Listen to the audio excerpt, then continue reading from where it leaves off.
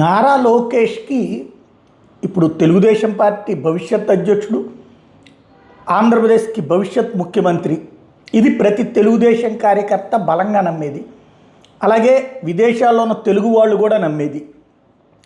ఆ ఇంపాక్ట్ ఎలాంటి పరిస్థితి ఫేస్ చేస్తుందో డల్లాస్లో సభలో ఆయనే స్వయంగా చెప్పుకొచ్చారు. ఎయిర్పోర్ట్లో దిగిన తర్వాత 1.5 మంది పోలీసులు వచ్చారట. ఏమన్నా అక్కడ మామూలుగా ఇప్పుడు ఇబ్బంది పెడుతున్నారు కదా ఇండియన్స్ని, డిపోర్టేషన్లు ఇట్లాంటివి, అలాంటిదేమో అనుకున్నారట. అయితే మీ గురించి బయట బోలెడంత క్రౌడ్ ఉంది, మీరు వెళ్తే ఆ క్రౌడ్ని కంట్రోల్ చేయడం కష్టం, విపరీతంగా జనాలు మీకోసం వచ్చారు అని చెప్పేసేసి మీరు వేరే దారిలో బయటికి పదమని చెప్పారట.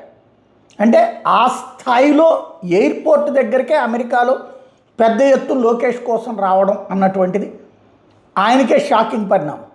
ఆ తర్వాతన ఆయన అదే చెప్పుకొచ్చారు అక్కడ సభలో.